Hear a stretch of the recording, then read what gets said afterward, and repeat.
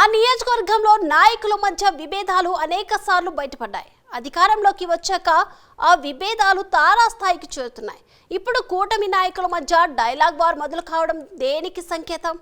స్థానిక సంస్థల ఎన్నికలపై కూటమి నేతలు కుమ్ములాటలు ఎవరికి లాభం, ఎవరికి నష్టం జరుగుతుంది? ఆ వివరాలు ఈ కథనంలో తెలుసుకుందాం.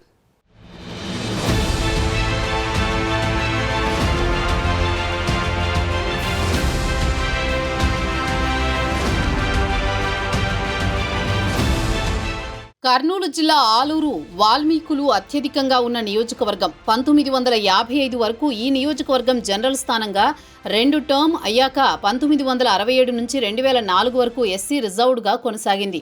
2004లో కాంగ్రెస్ పార్టీ నుంచి గెలిచిన మారెప్ప మంత్రిగా పనిచేశారు. 1987, 1994 ఎన్నికల్లో టీడీపీ గెలిచింది. ఆ తర్వాత ఈ స్థానం టీడీపీ గెలవలేదంటే అతిశయోక్తి లేదట. 1999 నుంచి ఈ నియోజకవర్గంలో టీడీపీ అభ్యర్థులను మారుస్తూ వచ్చింది. ముఖ్యంగా ఎన్నికలు వచ్చే సమయంలో ఇక్కడ తెలుగుదేశం పార్టీ అభ్యర్థులు ప్రతి ఎన్నికకు మారడంతో ఆ పార్టీ బలంగా పోటీ ఇవ్వలేదనే చెప్పాలి.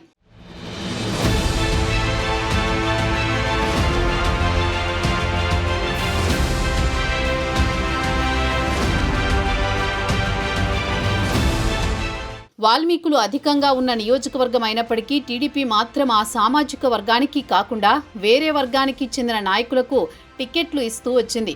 వచ్చిన ప్రతి అభ్యర్థి ఈ వర్గాన్ని మచ్చిక చేసుకోవడంలో విఫలమయ్యారు. ఎన్నికలు వచ్చేసరికి సీటు ఎవరికి ఇవ్వాలనే దానిపై పెద్ద చర్చే జరుగుతుంది. తీరా టికెట్ దక్కించుకున్న నాయకుడు అందరినీ కలుపుకుని పోవడంలో విఫలమవుతున్నారు. టీడీపీ తెలుసో తెలియకనో మరి సొంత పార్టీలోనే గ్రూపులు తయారు చేసిందనే చెప్పాలి.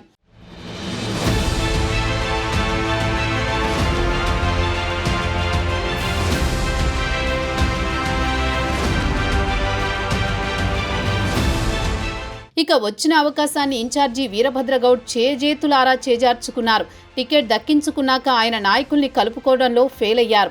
దీంతో సొంత పార్టీ నాయకులు వీరభద్రగౌడ్కు హ్యాండ్ ఇచ్చే పరిస్థితి నెలకొంది. మరోవైపు గుమ్మనూరు జయరాం కూడా వాల్మీకి సామాజిక వర్గానికి చెందిన నేత. ఆయనకు ఆలూరుపై మంచి పట్టుంది.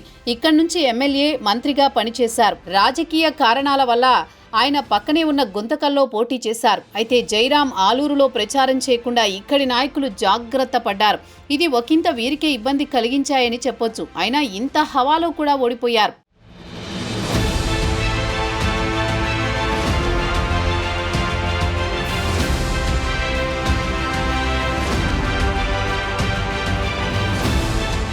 ఇకపోతే తెలుగుదేశం పార్టీ అధిష్టానం కూడా ఈ ఫలితం ఎక్స్పెక్ట్ చేయలేదు. ఎన్నికలు అయిపోయాక గ్రూపు రాజకీయాలు తెరపైకొచ్చాయి.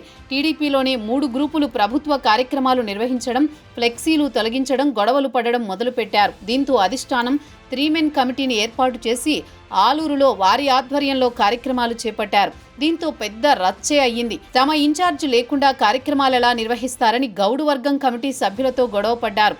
మరోవైపు ఈ విషయాన్ని ఆలూరు ఇన్ఛార్జ్ వీరభద్రగౌడ్ కూడా స్పష్టం చేశారు.